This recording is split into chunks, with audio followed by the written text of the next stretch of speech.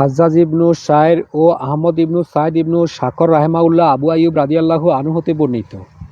হিজরতের সময় নবী সাল্লাল্লাহু আলাইহি ইসলাম তার গৃহে মেহমান হলেন।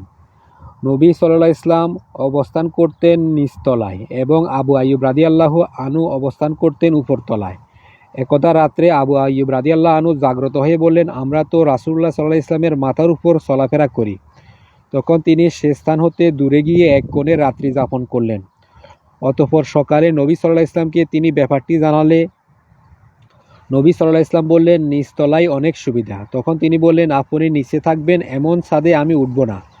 অতঃপর নবী সাল্লাল্লাহু আলাইহি ইসলাম উপরতলায় এবং আবু আইয়ুব রাদিয়াল্লাহু আনহু নিচতলায় জায়গা পরিবর্তন করলেন। তিনি নবী সাল্লাল্লাহু আলাইহি ইসলামের জন্য খাদ্য প্রস্তুত করতেন।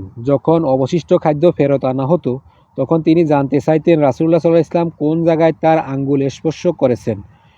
অতঃপর তার আঙ্গুলের স্থান অনুসরণ করে সেখান থেকে খেতেন। একবার তিনি তার জন্য খানা প্রস্তুত করলেন, যার মধ্যে রসুন ছিল।